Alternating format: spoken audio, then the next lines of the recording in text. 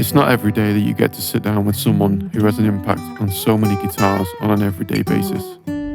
We can sometimes neglect our guitars, and I'm guilty of this, and even not know how to make them perform at their best. Jarin Winterfeld has figured this out over his many years in the world of guitar repair and maintenance. Jarin is a guitar repair luthier, and we talked about his career so far, interesting guitars he's worked on, and tips for things to watch out for. So let's see what happened. Hi everyone, and welcome to this episode of the Fret Success Guitar Show.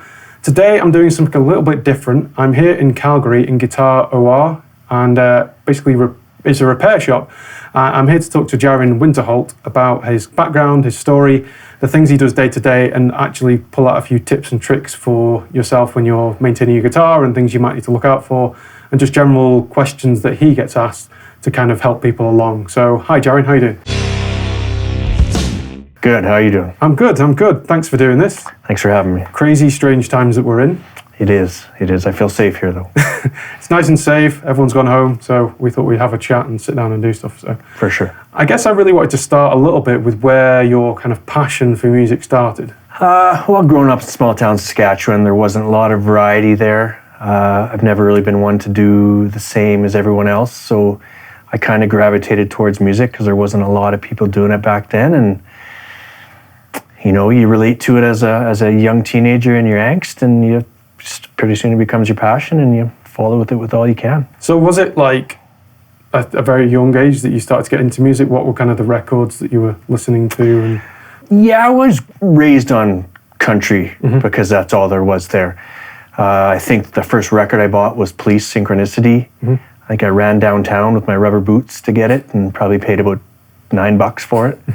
And then got into, heavy metal like any 14-year-old would do.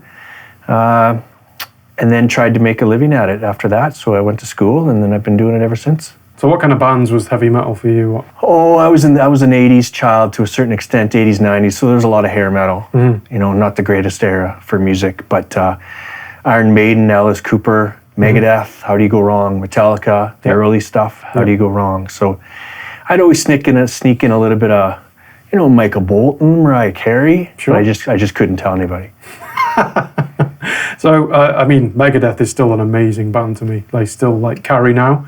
In that realm, I still think they're very relevant. So I might be a bit old-fashioned, but I don't know. I still love listening to that stuff. And I've recently been diving into the older tapes of sound checks and stuff. It's just very rare footage of them playing, and Sweet. It's amazing they're just such a competent band. I don't know, they're kind of, I think of them as like Metallica on steroids. I don't know. Yeah. They're just so intense to listen to, but I just love it. Yeah, they were a lot more raw than Metallica. After Metallica kind of sold their souls a little bit. Yeah, they still have their place, but yeah, I'm always tend to go to a Megadeth if I'm honest.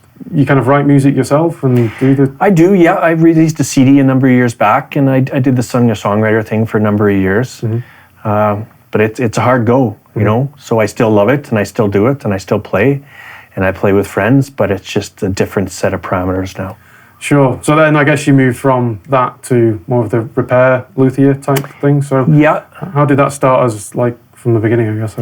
I befriended a gentleman that worked for a local music store, and we became pretty close, and he offered me a chance to apprentice under him. So I did that for a short time, and then he moved to the coast, and he had started a business. So I purchased the green list off him and just kind of jumped in head first. I don't know if I'd recommend that to anybody, but it worked out quite well because I came in contact with another gentleman and apprenticed under him for about 5 years. And both philosophical and technique-wise, he expanded my horizons, and now I've been doing it for probably 25 years. So I feel like I've seen a thing or two, and it's a really good craft. So what pulled you into more of that side of things? And I know the financial thing probably pushed you a little bit, but why was it repairing instruments rather than going down the construction building kind of route? Repairing, I find, I was raised in a small farming community, so working with your hands, working with tools, so I naturally gravitated towards that. It's just every guitar's got a little bit of a problem you've got to solve, so there's some digging around, there's some sleuth work to be done. It's really challenging, and I like repairs because it's different every day. There's different instruments, there's different challenges all the time.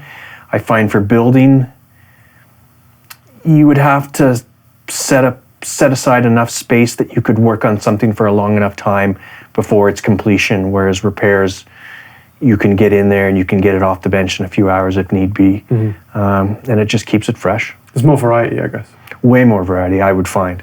Yeah. And you get to dig into like older guitars and stuff rather than just being fresh off the shelf. For sure. We've seen mandolins, ukuleles from the late 1800s, or not ukuleles rather, but violins from the late 1800s. Guitars, their popularity came around the 40s and 50s, so instruments from that era. A lot of great Japanese guitars in the 70s, so there's a lot of guitars out there that you know a lot about now. So when I look for tones, I have it pretty dialed in, I'd like to think. Yeah, no, definitely. I find that's probably the thing that would draw me into the industry, is that the variety, and if you've got that exploratory gene in you that feels you want to know more about guitar and delve into the depths of where things came from, I think that was something that draw me to it. For sure. There's so much out there. People don't really realize the history of guitar, but it dates back to, Chinese times, essentially, all the way from the lute up to now the 12-string bass, so there's history there. So it's exciting. It kind of, it fulfills an inquiring mind on a number of levels. So what happens day to day in the world of your world, I guess? Well, it's a business, so you treat it like a business. You have to be competent. You have to take care of the administration parts of it. The art is something that often people are good at, but they kind of neglect the business side of it. And people just don't want that. They don't want to deal with someone that's too eccentric. You have to be able to communicate. You have to be able to lay out a plan. You have to be able to work with a budget. We work with woods, we work with finish, and we work with electronics, essentially. So anything from basic crack repairs, basic setups, to full refrins, to complete electrical mods, to wiring circuits. It's every day there's something a little bit different. And even though I've been doing it for quite a while, I still enjoy that part of it. Yeah, no, it's interesting because I've never had to have a guitar repaired up to very recently, which is how we met. My guitar fell from the sky and dropped and smashed, but it was amazing that you could actually just turn to something and just do it relatively quickly. Let's be able to do it, and it's just experiences that it comes down to, doesn't it? So just like essentially experience and confidence. Like the rule that I was taught is never touch anything until you can see it from the beginning to the end visually, because if you're not sure how to do it, then you probably shouldn't be doing it. And the beauty of wood is everything can be repaired. I've heard people want to get into this, and I have friends that have pushed the idea of doing luthier courses and stuff. So what would you recommend people do? Is it like more dive in deep and get like under an apprenticeship and follow someone, or follow a course, or tinker at home? What would be your recommended quick route, I guess? Yeah, I don't know if there's a quick route. I get asked that all the time. There's schools, and they can be often quite expensive, and they'll often focus on building. So you're using their machines, you're using their techniques, and when you get out of that, it's not necessarily going to transfer to what you need to do. You can start from nothing and build it up, but it might take you an extra 10 years. Ideally, the way I train people and the way I was trained is through apprenticeships, just time spent. I look for a couple-year commitment, and we start with them doing super rudimentary stuff, and then it goes as far as they want to go with it. Interesting. So your guys that have been trained here, is that what's happened? What's the mix of people that work under you? Yeah, I've had a guy here for 4 years, another guy for 3, and then a guy just hired on a little while back. And initially, he's just doing stuff on his guitars, our guitars, or friends' guitars. He doesn't touch any clients' guitars until he's been here at least 4, 5, 6 months, depending on how keen he is.